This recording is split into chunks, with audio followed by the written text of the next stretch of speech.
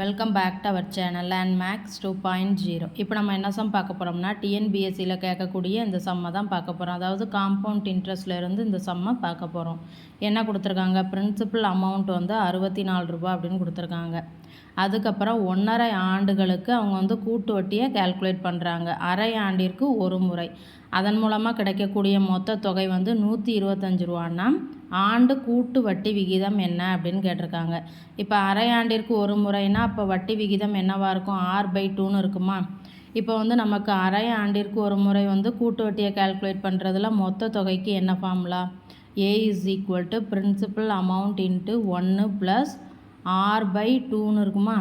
ஏன்னா அரை ஆண்டிற்கு ஒரு முறைங்கிறனால வட்டி விகிதம் அதில் பாதி தான் இருக்கும். அப்போ R/2 into 100 whole power 2 into n.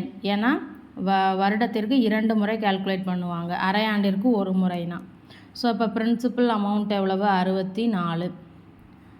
1 + R தான் நம்ம கண்டுபிடிக்க போகிறோம். ஸோ R/200ன்னு எழுதிக்கலாமா.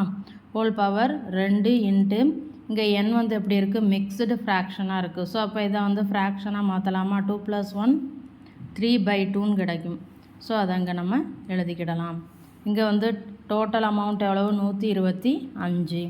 ஸோ அப்போ இது எப்படி எழுதலாம், 125/64 இஸ் ஈக்குவல் டு இங்கே நம்ம கிராஸ் ப்ராடக்ட் பண்ணிக்கலாமா. இந்த ரெண்டையும் அடிக்கலாம். ஸோ அப்போ ஹோல் பவர் 3ன்னு கிடைக்கும்.